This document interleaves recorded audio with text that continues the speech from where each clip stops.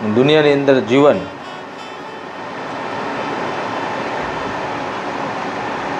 અને જીવનની અંદર માયા, અને માયાની અંદર ખોરંભે ચડેલી આ કાયા. સત્યનો રસ્તો ગોતવા માટે આત્મા વલખા મારતો હોય, પણ કાયા એને કાંઈ સૂઝવા દેતી ના હોય. માયા રહી, માયાને સત્યના રસ્તાનો આત્માને સૂઝવા દે નહીં. એ માયા કાયા થકી કામ કરે છે. માયાનું એક જ સાધન છે. માયાનું એક જ સાધન છે કાયા. કાયા જતી રહે પછી માયા શું કરે?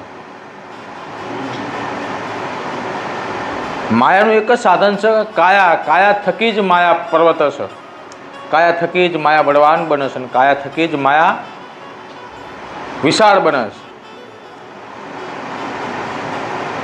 આ કાયાને માયાએ વશમાં કરી લીધી. આનો એક એક અણુ, કાયાનો એક એક અણુ માયાની અંદર તૃપ્ત થઈ ગયો છે. એટલે જ સંત પુરુષોએ કીધું છે કે આ માયા રહી, આ કાયાને જકડી રાખી છે. આ કાયાને માયામાંથી છોડાવવાની છે. જેમ તમને 100 વર્ષની સજા પડી હોય, ઉંમરે કેદ થઈ હોય, અને તમારે એક 12x12 રૂમની અંદર પૂરાઈ રહેવું પડે. તમે બહારની દુનિયા જોઈ શકતા નથી. તમને કેદ કરી દેવામાં આવ્યા છે. તમે બહારની દુનિયા જોઈ શકતા નથી. તમને એમ કે આટલી જ દુનિયા છે. એમ આ માયાએ તમને એવા ચકડી લીધા છે કે તમને એમ લાગે કે આ જ દુનિયા છે, બહાર કાંઈ છે નહીં. આ મારું તારું, આટલું કરેલું, પેલું કરેલું, પેલું કરેલું, આટલું ભેગું કરેલું, આટલું કરેલું, આ જ કુંડારું છે. આ માયાની રમત છે બધી. તો આ કાયાને માયામાંથી છોડાઈ અને આત્માને જ્યારે હવાલે કરી દો, આ કાયાને આત્માના ખોરા બેહાડી દો આ કાયાનો, અને જ્યારે આત્માના ખોરા બેસાડો ત્યારે તમને વિશાળતાની ખબર પડશે કે હા, અત્યાર સુધી તો આપણે કૂવામાં દેડકા હતા, અને આ વિશાળતા તો હવે મળી. આત્માને જ્યાં સુધી તમે જાગૃત નહીં કરો, આત્માથી તમે જીવશો નહીં, આત્માથી તમે સ્મરણ નહીં કરો આત્માનું, આત્મા તમે કોણ છો એનું તમને સ્મરણ નહીં આવે ત્યાં સુધી આ એક સજા છે. આ કાયા તમે જીવન છે ને, જીવન કંઈ મજા નથી. જીવન જે માયામાં છે એની માટે સજા છે. કારણ કે માયાવાળાને જ દુઃખ ઉત્પન્ન થાય. જેને માયાને તેજી દીધી હોય એને દુઃખ શાનું હોય? વલોપાત શાનો હોય?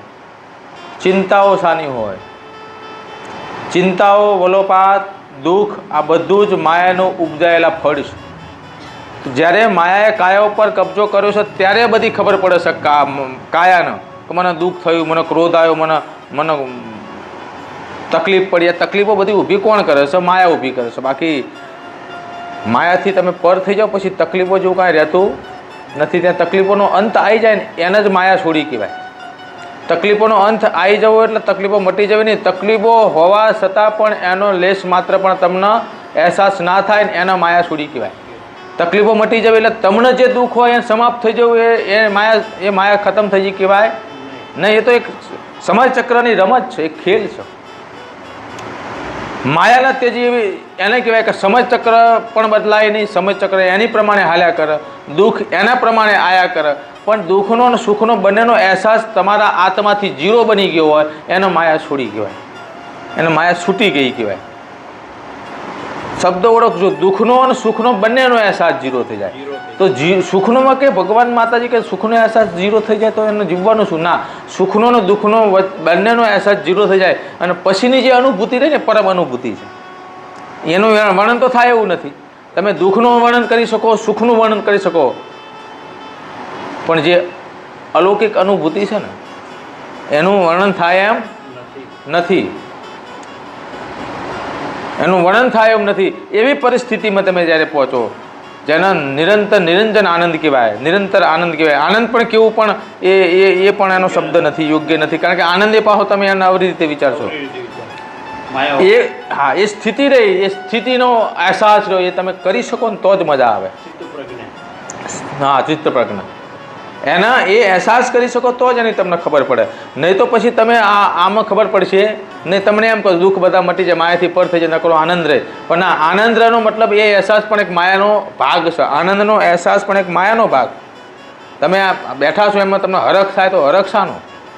એની પાછળનું કારણ હોય તો સમજી લો કે માયાથી ઉપજાયેલો હરખ એ ક્ષણિક હોઈ શકે, પણ નિરંતર આનંદની વાત છે. નિરંતર જે વસ્તુનો અહેસાસ થાય નિરંતર, કે જ્યાં આનંદ કરતાં પણ કંઈક ઊંચું છે, કંઈક આનંદ તમને જે પ્રાપ્ત થાય, ખુશી પ્રાપ્ત થાય, આનંદ પ્રાપ્ત થાય, હરખ પ્રાપ્ત થાય, એ હરખથી પણ કંઈક ઊંચું છે એનો અહેસાસ કરવો રહ્યો ને, એ એક પ્રકારનું એમ કહેવાય કે તમે પ્રભુના ચરણે પહોંચી ગયા, એના ભેળા થઈ જાય એવો અહેસાસ થાય. એને એ વાતની વાત કરું છું કે જ્યારે તમે માયા છોડી દો, માયા તમારાથી છૂટી જાય અને પછીનો જે આનંદ રહ્યો છે, સુખનો પણ આનંદ રહેતો નથી અને દુઃખનો પણ રહેતો નથી. સુખ દુઃખ બંને પણ સરખા લાગે. એની ઉપરની જે પરાકાષ્ઠાનો આનંદ રહ્યો, એ પરાકાષ્ઠાની જે સ્થિતિ રહી, એ સ્થિતિને બધાને પામવાનું છે. સંત પુરુષો એ સ્થિતિને પામવાનું જ કહી ગયા છે, ભજનોમાં કહી ગયા છે, બધે કહી ગયા છે. પરંતુ એનો અહેસાસ એની વાતના સમજાય માણસો એટલા માટે નથી કે એ વાતમાં શબ્દમાં સમજાવાતું નથી, એટલે ભજન ફક્ત ગાવા માટે રહી ગયા છે. એનો અનુભવ કોઈ થતો નથી. ભજન ફક્ત ગાવા માટે રહી ગયા છે, એનો કોઈ અનુભવ થતો નથી. થોડીક વાર હૃદયના તાર જણ પણ પરાકાષ્ઠા સુધી તો તમારે જ મહેનત કરવી પડશે. પરાકાષ્ઠા સુધી પહોંચવા તો તમારે જ હાલવું પડશે. બાકી કોઈના ભજન સાંભળે, કોઈની જીવનશૈલીને જોઈ અને કોઈના શબ્દો વાંચીને, કોઈની સત્યતાની ચોપડી વાંચીને અને મહા સંત પુરુષોના લેખ વાંચી અને તમને સંતપણું મળી જાય ને, એ કશું થવાનું નથી. સંતપણા માટે તો તમારે જ મહેનત કરવી પડશે. તમારે જ સત્યના રસ્તા ઉપર તમારે હાલવું પડશે. એમાં કાંટા, કંકર, જંગલ બધું આવશે ને, બધું પાર કરશો ને એનો અનુભવ મળશે ને તો પરમ ગતિએ પહોંચી શકાય, ન તો પહોંચી શકાય નહીં. મહાભારતની અંદર છેલ્લે કીધું કે હિમાલયની અંદર હાડ કાઢવા ગયા હતા પાંડવો.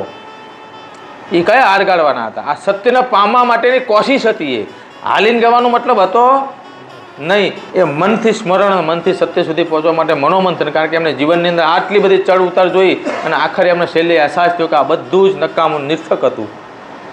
હવે એનો આપણે પશ્ચાતાપ કરવો જોઈએ અમીરભાઈ. અને પશ્ચાતાપ માટે મનોમંથન કર્યું હતું. એ મનોમંથનની અંદર જે પહોંચી ગયો એ પહોંચી ગયો, અને જે નથી પહોંચ્યો એ ગળી ગયા છે અમીરભાઈ. એને હિમાલયમાં હાડ કાઢવાનું કીધું છે. હિમાલયમાં હાડ કાઢો એટલે હિમાલય ચડતા નહોતા, એમ બરફમાં હાલતા ન હતા અમીરભાઈ. પણ એવી શાંત જગ્યા ઉપર જઈને પોતાના આખા જીવન વિશે મનોમંથન કર્યું કે અમને પ્રાપ્ત શું થયું? તો કંઈ નહીં, જીવનમાં કાંઈ પ્રાપ્ત થયું નથી. આ તો બધી માયા હતી. માયાનું સ્મરણ કરી અને એનાથી છુટકારો મેળવ્યો એમને હિમાલયમાં હાડ કાઢ્યા કહેવાય. એ હિમાલયમાં હાડ કાઢવાની વાત હતી. હું એવું કહું છું અમીર, મનોમંથન રીતે તમે જે કરી રહ્યા છો એ તો ફક્ત ને ફક્ત માયાનો રથ છે, માયાના ઘોડા છે, અને એની ઉપર તમે સવાર છો. માયાના ઘોડા ઉપર, માયાના રથ ઉપર સવાર છો. એ તમને એની ઉપર ચાલી રહ્યા છો. આ શબ્દ મારેલાને કાને અથડાઈને પાછા પડી જશે. પણ તમારે સત્ય સુધી પહોંચવું હોય તો તમારા રથ ઉપરથી હેઠું ઉતરીને પોતાના પગથી તમારે મહેનત કરવી પડશે. તમારા પગથી તમારે ચાલવું પડશે. એટલે પોતે સ્વ મહેનત કરવી પડશે. સ્વ મહેનત સિવાય કાંઈ મળવાનું નથી. તમે જે આનંદ કરી રહ્યા છો ને, તો માયાના ઘોડા ઉપરનો, માયાના રસનો આનંદ છે. માયા છે એ ભ્રમ છે. ભ્રમ ગમે ત્યારે ભાગી જાય અમીરભાઈ. અને માયાનો ભ્રમ ભાગે એ તો સારું છે. પણ જે આ તમે અહેસાસ જેવું ભ્રમ ભાગવાનું કે તમે જે નિર્થકતા છે ને એનો એ ભ્રમ છે, એ ભાગી જશે. એમાં રહેવાનું કાંઈ નથી. સાર્થકતાને ઓળખો. સાર્થકતાને ઓળખવી હોય તો બધી ચિંતાઓથી મુક્ત થઈ જાઓ. કોઈના કલેશથી મુક્ત થઈ જાઓ. કોઈની પાછળ તમે દગાથી મુક્ત થઈ જાઓ. બધાને એક નજરે જુઓ, બધાનું સારું વિચારો અને પરમ તત્વને, પરમ આનંદને, પરમ પ્રાપ્ત કરનારો પરમેશ્વર જે પ્રભુ તમે કહો છો, જેને તમે જોયો નથી અથવા સ્વરૂપમાં માનો છો કે કોઈ પણ તત્વમાં માનો છો, એ તત્વનું સ્મરણ કરો. એ તત્વનું સ્મરણ કરશો તો જ એ તત્વ તમને ભલે સ્વરૂપમાં હોય પણ એ સ્વરૂપ તમને એવું કહેશે કે આ તું જે મને પૂજસ ને સ્વરૂપ પણ ખોટું છે, લે હું તને અહીં લઈ જાઉં, આ મારું સ્વરૂપ છે. બાકી કંઈક તો પકડવું પડશે અમીરભાઈ. તમે કંઈક પકડ્યું તો અહીંયા પહોંચ્યા છો. કંઈક તો સહારો લેવો પડશે. સહારો ઉપર ચડવા માટે હોય, સહારો અંદર ઉતરવા માટે હોય નહીં. આ તમે માતાજીને ભગવાનના માનીને બાધાઓ બગતાઓ લેવા આવો છો ને તમે ઉપર નથી ચડતા. તમને ખબર છે તમે અંદર જાઓ છો. તમે અંધશ્રદ્ધાના વમણમાં જઈ રહ્યા છો કે માતાજી જોડે કામ કરાવીએ, માતાજી જોડે પ્રશ્ન મૂકીએ, માતાજી આપણું દાણા નાખી દે, માતાજી આપણને ગોત્યાલન, માતાજી આપણું બધું પાર પાડી દે ને આપણો રસ્તો થઈ જાય. આને ભ્રમ કહેવાય ને ભ્રમકૂવો કહેવાય. માતાજી કાંઈ કરતા નથી. તમારે જે છોડવાનું એ છોડીને જે પરમ તત્વની વાત છે એને પકડીને તમે એમાં આગળ વધો ને તો બધી જ માયા ને દુઃખો રહે ને ત્યાં શાંત થઈ જાય. અને તમે આગળ વધો, સીડી ચડો, તમે અંદર ઉતરશો નહીં. જે માતાજી ભગવાન ભૂવા મારનારા ને બધા બ્રહ્મ ઉતરી રહ્યા છે, એ ખાડામાં ઉતરી રહ્યા છે. પરમ તત્વમાં તમારે પહોંચવું હોય ને તો બધા જ ભ્રમ મૂકી દો. પરમ મૂકી દો, પરમ તત્વને ઓળખો, એને પકડો. સંસાર ચક્ર તો એ પણ એક માયા છે. તમે બધું સાઈડમાં મૂકીને તમે કોણ છો, તમારે શું કરવાનું, તમારું કર્તવ્ય શું, એ પકડીને તમે આગળ વધો તો બધા દુઃખ નિર્થક થઈ જાય છે, બધા દુઃખ સમાપ્ત થઈ જાય છે, કોઈ દુઃખ રહેતું નથી. પણ આ કાઠી વાત છે. આ તો તમે ઘડીકમાં આનંદમાં રસો પછી પાછા હતા એને થઈ જશો. કારણ કે આ માયાએ તમને એવા જકડી લીધા છે ને કે એમાંથી નીકળવું ને એ કોક હોય હજારે લાખે એક જણો નીકળે. માયા બળવાન છે, એને બળવાન કીધી છે. માયાને બળાવી હોય તો તમારા આત્મીય બળવાનતા જોઈએ. આત્માથી તમારે બળવાન થવું પડે. શરીરથી બુદ્ધિથી બળવાનથી માયા ન હરાઈ શકાય નહીં. બુદ્ધિ જેટલી બળવાન થાય એટલી માયા વધે. કારણ કે બુદ્ધિ પણ એક માયાનો ભાગ છે. બુદ્ધિ માયાને સપોર્ટ કરે છે, આત્માને સપોર્ટ કરતી નથી. બુદ્ધિ માયાને સપોર્ટ કરે છે. એ માયાનું પાસું છે બુદ્ધિ રહી ઉપજ. કોઈને છેતરવા, કોઈને દગો કરો, કોઈને હોશિયારી વાપરવી, તમારું ફાયદાનું વિચારવું, તમને ફાયદો થાય એ પ્રમાણે જ કરવું, એ બધું કોણ કરે? બુદ્ધિ કરે. તો એ બધી માયા થઈ ને. પણ નિર્લુપ્ત આનંદ લેવો હોય તો આત્મા તમારો પણ પક્ષ લેતો નથી. આત્મા જ્યારે તમે તમારી જાતને પૂછો કે હું જે કરી રહ્યો છું એ બરાબર છે, તો આત્મા તમારો પણ પક્ષ લેતો નથી. ભલે તમારી અંદર રહ્યો પણ તમને ચોખ્ખા શબ્દની અંદર કહી દે કે તું કરી રહ્યો એ બિલકુલ ખોટું છે ને તું ખોટો, આ બાબતે તું ખોટો આથી પાછો વળી જાય. એવો તમારી અંદર બેઠો તમને સચોટપણે સત્ય કહી દે, એનું નામ આત્મા. એને કોઈને પકડવો નથી. બુદ્ધિ ક્યાંય એ કરવું છે, પેલાને પાડી દેવું છે, પેલાને આગળ લઈ થઈ જવું છે, અને પ્રપંચ કરવું છે, અને પાછળ ખેંચી લેવો છે, આને હરાવો છે. આ બધી જ રમતો રહી બુદ્ધિ કરે ને બુદ્ધિ રહી માયાનું હથિયાર છે, એનું ઉપજ છે. તમે એની અંદર જકડી ગયા છો. અને ક્યારેક તમે કોઈને દગો કરતા હોય, કોઈની થોડી પ્રપંચ રમતા હોય, ત્યારે તમારા આત્માને એકવાર તમારી અંદર પૂછી લેજો કે હું જે કરી રહ્યો છું, આત્મા આમ આંખો બંધ કરીને હું બરાબર કરી રહ્યો છું, તો અંદર બેઠેલો સ્પષ્ટપણે કહી દે છે કે તું ખોટો છું, તું રહેવા દે. હવે તમારી જાતને ખોટી પાડતો હોય ને એનું સંભળાય કે ના સંભળાય? એનું જ સંભળાય, પણ એનું કોઈ સાંભળવું નથી. એ બૂમો પાડીને ટકોર કરી ક્યાં તો એને સાઈડમાં મૂકી દે. આપણે બુદ્ધિ કેમ કરો, આને પાડવાનો, આને દગો કરવાનો, આપણે આનું છીનવી લેવાનું, આપણને ફાયદો થાય એ કરવાનું, બાકી આત્માનું સાંભળવાનું નહીં.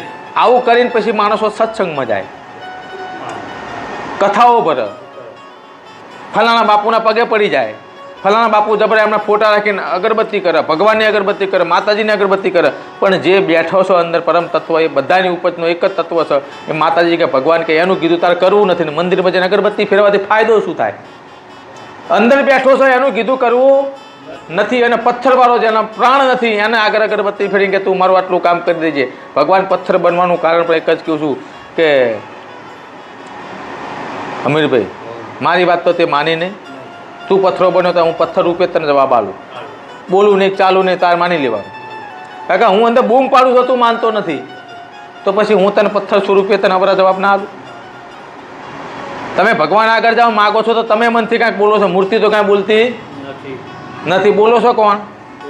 પોતે જ બોલો છો, અને પોતે જ માની લો છો હવે મારું કામ થઈ જશે. પણ એમ થતું નથી. પેલો જાગસ એનો તો તમે પૂછ્યું નથી. જાગસ એવું કહે કે રવા દે ભાઈ, આ ના કરીશ, આ નહીં થાય. તો કે ના, ભલે તું કે તો મારે તો ત્યાં પથ્થર ભગવાન આગળ જવું જ છે, એ કરી દેશે. પણ એ થતું નથી. એ ભ્રમ છે ખોટો. અંદર બેઠેલો તમારા નાભી કમરની અંદર બેઠેલો ભગવાન છે. નાભી કમર જેવું મંદિર કોઈ નથી. મોટું મહામંદિર હોય તો નાભી કમરની અંદર છે. અંદરથી આત્મા જે શુદ્ધતાથી તમને જે શબ્દમાં માર્ડન જે કહે એ પ્રમાણે વર્તન કરું તો સમાજ અને દુનિયાની અંદર તમને બધા જ રસ્તા મળી જશે. અને એવા રસ્તા મળશે જ્યારે નાભી કમર એ વમળ છે. કમરની સાથે શું છે? વમળ છે અમીરભાઈ. એની અંદર વિચારતા વમળની અંદરથી તમને એટલું મળશે. રતન સાગરમાં મોતી અમીરભાઈ નથી કીધું, એ રતન સાગર છે આખો. એ રતન સાગર છે. જેમ અમૃત કુંભ નીકળ્યો હતો, દાનવોને દેવે સમુદ્ર મંથન કર્યું હતું, એમાંથી અમૃત કુંભ નીકળ્યો હતો. અમૃત કુંભ એકલો નહોતો નીકળ્યો. અમુક અમૃત કુંભ વિરુદ્ધ ખબર હશે, બીજી ખબર હશે નહીં. ઘણા બધા રત્નો નીકળ્યા હતા, અને વિષ પણ નીકળ્યું હતું, ઝેર પણ નીકળ્યું હતું, નાગ પણ નીકળ્યા હતા. ઘણા બધા પ્રકારના અવશેષો નીકળેલા. શેમાંથી નીકળેલા? સમુદ્ર મંથનથી. સમુદ્ર મંથન કયા કયા વ્યક્તિઓ સાથે હતું? દેવ અને દાનવો. એને સમુદ્ર મંથન કર્યું હતું. તો દાનવોનો અર્થ શું થાય? તમારી ખરાબ વિચારધારા, જે બુરું કરવા વાળી છે વિચારધારા છે, કોઈનું ખરાબ કરવા વાળી વિચારધારા છે, કોઈનું પડાવી લેવાની વિચારધારા છે, એ વિચારધારાને તમે દાનવો કહો. અને સારું વિચારધારા છે, કોઈનું સારું કરવું, કોઈને મદદ કરવી, સમાજનું સારું કરવું, એ વિચારધારાને આપણે દેવ કહીશું. આ બંને વિચારધારા વચ્ચે સંઘર્ષ થાય છે અમીરભાઈ. આત્મા અને વલોવો કોણ છે? આત્મા બોલો. સમુદ્ર મંથન એટલે સમુદ્ર એ તમારો આત્મા છે, નાભી કમળ છે, માની લેજો. અને આ બંને વિચારધારાથી તમે વલોવો તો બે વસ્તુ નીકળશે, સારી અને નડતી. બંને વસ્તુ નીકળશે. તમારે પકડવાની શું છે? તમે શાની માટે મંથન કર્યું છે? સારું એમાં શું હતું? તો બધામાંથી શ્રેષ્ઠમાં શ્રેષ્ઠ હતું અમૃત કુંભ, જેના પીવાથી અમર થઈ જવાય. એટલે કોઈ પાણી સ્વરૂપમાં નહોતું, પણ એક જ્ઞાન સ્વરૂપની અંદર અમૃત કુંભ નીકળ્યો હતો અમીરભાઈ. કે આની અંદર અઢળું જ્ઞાન હતું. એ જ્ઞાનને પીવાથી માણસ અમર બનતો હતો. અમર બનવું એટલે એને જ્ઞાનને પીવાથી એના શબ્દો, એનું ચરિત્ર, એનું વાણી, એનું વર્તન, એનું વ્યક્તિત્વ રહ્યું ને, એ અમર બની જતું હતું. એ અમૃત પીવો, એ સત્યવાદી, સત્યરૂપી અમૃત પીવો, સત્ય જ્ઞાન પીવો, એટલે તમારી વાણી, વર્તન, વ્યવહાર બધું જ બદલાઈ જાય. અને પછી તમારી સાપ સમાજમાં છૂટી જાય, એટલે તમે અમર બની જાઓ. એ અમૃત નીકળ્યું હતું. કોઈ પ્રવાહી રૂપમાં અમૃત નીકળ્યું નહોતું. એટલે તમારી અંદર પણ એવો વલોપાત કરો. તમારું તો એમ કહું છું કે રોજ સમુદ્ર મંથન કરવું જોઈએ. આ જ સમુદ્ર મંથન કરવાનું છે. તમારી અંદરના વિચારોનું સામે સામે સંઘર્ષ કરવાનો છે. એમાંથી સારું પણ નીકળશે અને ખરાબ પણ નીકળશે. જો તમે ખરાબ પકડવા ગયા તો તમારી સાપ ખરડાશે, અને તમે જો સારું પકડ્યું ને જ્ઞાન નીકળ્યું ને જ્ઞાનને તમે તમારી અંદર ઉતારી લીધું, એને પી ગયા, તો તમે અમર બની જાઓ. એમાં કોઈ શંકા નથી. હવે આ સમુદ્ર મંથનની વાત કરીને એટલે કે આવું બધું માતાજી એમને ખબર હતી નહીં. સત્યવાદ આર્ય જ હતી. સત્યવાદ આ જ છે. રોજ સમુદ્ર મંથન થાય તો તમે ધારો તો કરી શકો. અમીરભાઈ કેવું સમુદ્ર મંથન થાય? જેને સત્ય સુધી પહોંચવું હોય ને, એ રોજ એની સાથે મંથન કરતો હોય કે આમાં સારું શું ને ખરાબ શું, આમાંથી નીકળશે શું, લાઈને હજુ વલો, આમાંથી હજુ શું, આમાંથી સારું પકડવાની જેના ભાવના હોય, એ સત્યને નજીક જઈ જશે, થઈ જશે, અને સમાજની અંદર પૂજનીય બની જશે. બાકી ખરાબ વસ્તુ પકડીને સમાજની અંદર ભૂષણીય એટલે ભૂસાઈ જશે. સમુદ્ર મંથન નિરંતર જાઓ. તમે ભૂસાઈ ના જાઓ. તમારું વ્યક્તિત્વ અમર રહે. શરીર અમર રહેવાનું નથી. અમરતાનો મતલબ શરીરની અમરતા નહીં. મેં ઘણી વાર કીધેલું છે. અમરતાનો મતલબ તમારા વ્યક્તિત્વની અમરતા, તમારી વિચારધારાની અમરતા, તમે બનાવેલા રસ્તાની અમરતા, તમારા સત્યના પંથની અમરતા, એને અમરતા કીધી છે. આ તમે પાણી એની અમૃત પી જાઓ પછી શરીર ઘયડું ના થાય ને, એ તો તમારો ભ્રમ છે. શરીર તો ઘયડું થવાનું છે, કારણ કે સમયની માંગ છે. એક સમયનો પર્યાય છે, એક સમય છે.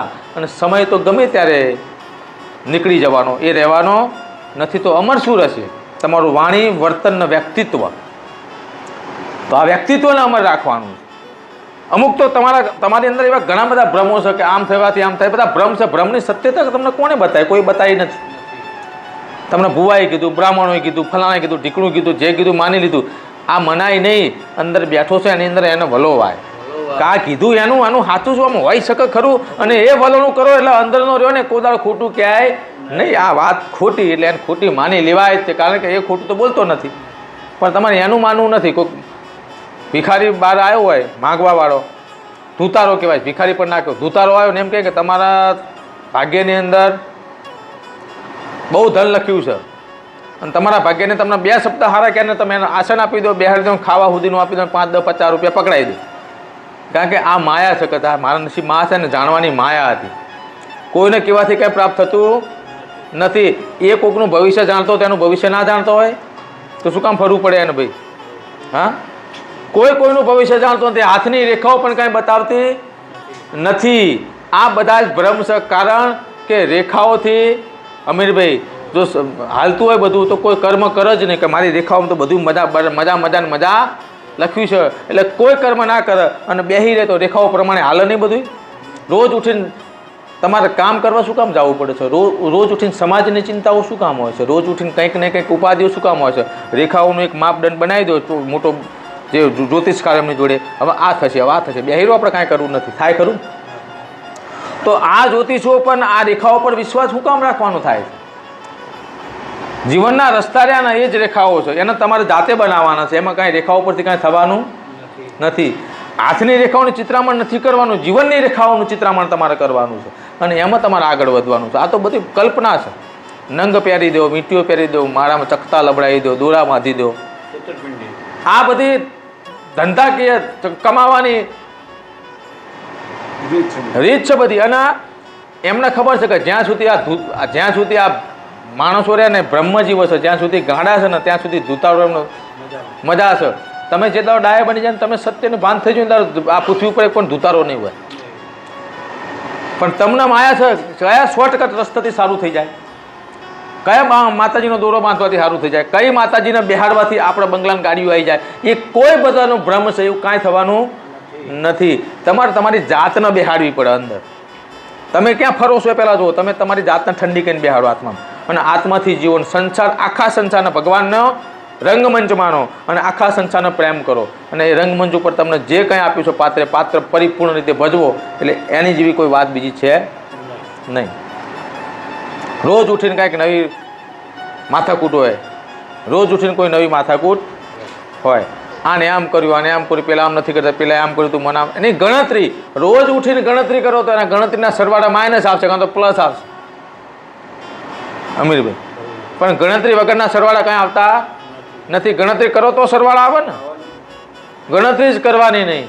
કારણ કે તમને તો રંગમંચના એક પૂતળા છો, તમને તો ભજવવા મૂક્યા છે. જે વાત એને ભજવી લેવાની છે, બીજું ક્યાં કાંઈ કરવાનું આવે છે.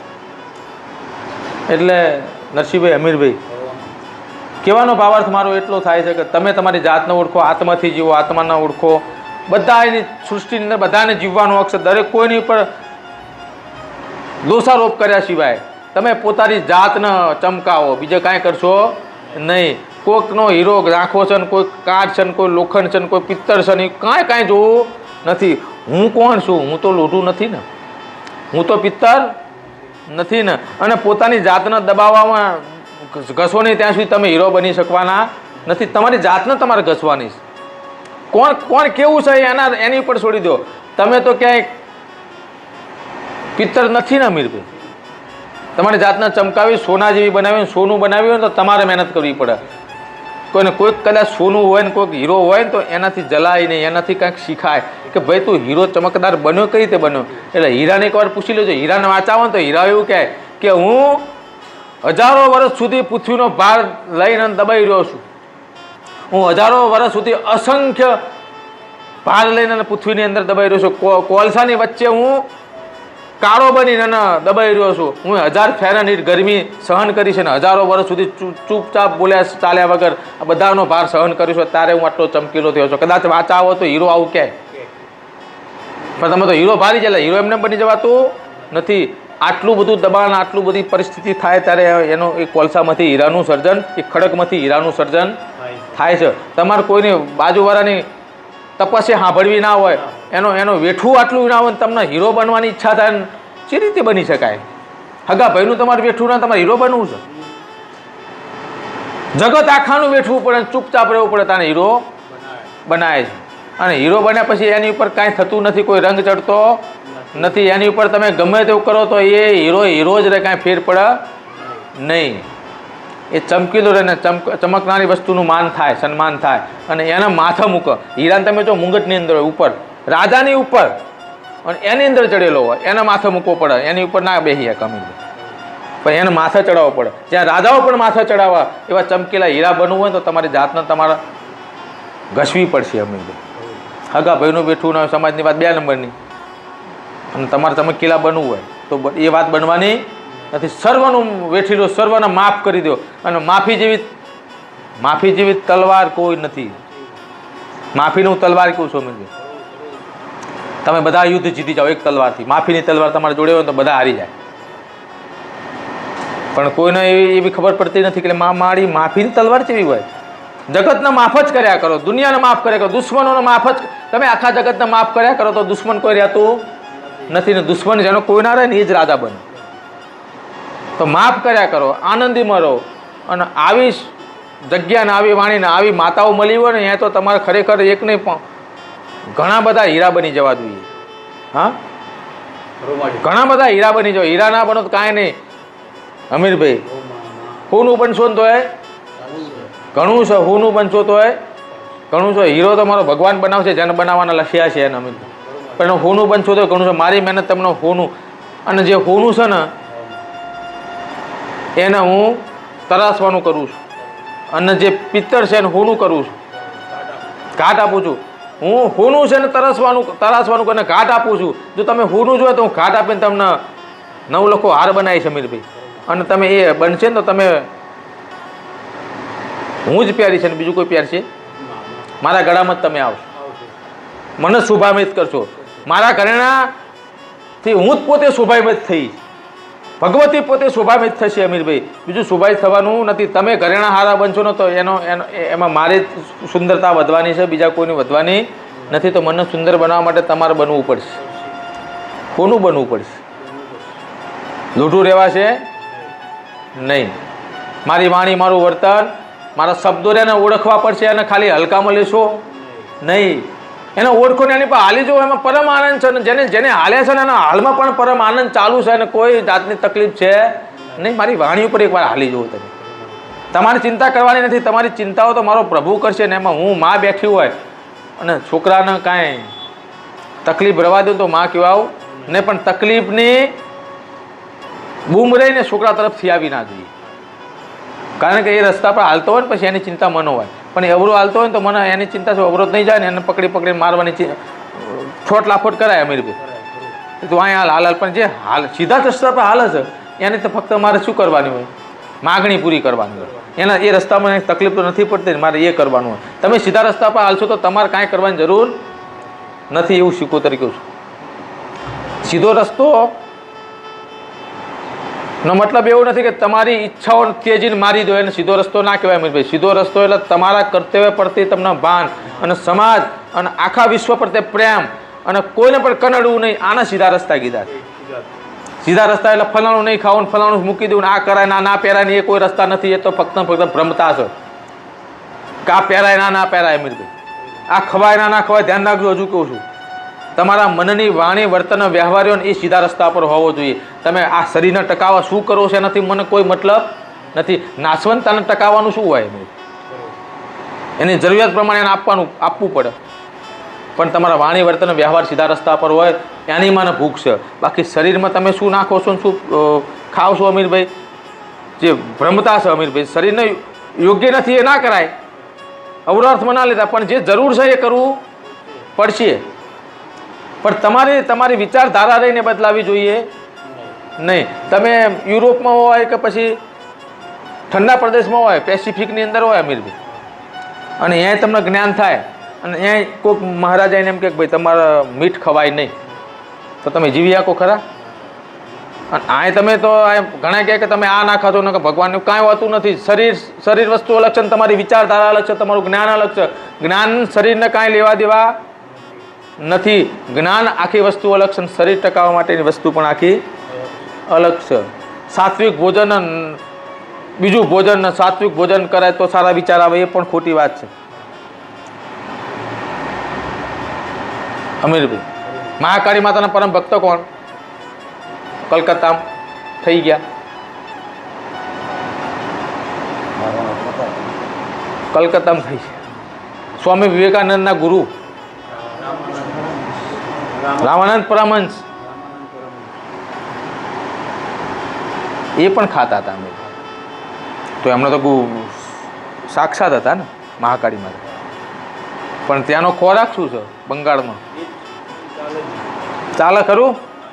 પણ મહાકાળી માતાએ એમને જ્ઞાન થયું, જ્ઞાનમાં ભગવાને કોઈ આવરણ ઊભું કર્યું નથી કે ખવાય કે ના ખવાય. કારણ કે તમારા મનોમંથન ઉપર તમારી વિચારધારા તમને સત્ય મળે છે. તમે ખાવા ઉપરથી સત્ય મળતું હોય તો હું તો કોઈ રોજ કેળા, લાપસી ને જે સાત્વિક આહારો ખાઓ, કોઈ જ્ઞાન ભરવાની જરૂર નથી, કોઈ મનોમંથન કરવાની જરૂર નથી.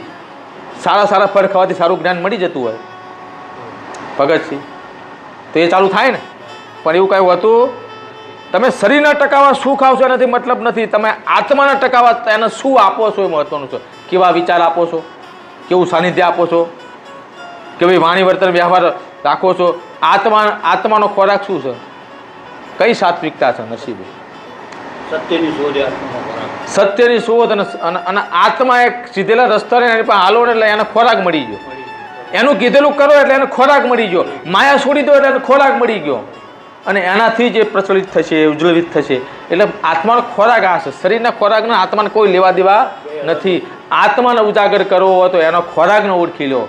શરીરને કાંઈ લેવા દેવા નથી. આ હું સિકોતર કહું છું નરસિંહભાઈ રામ.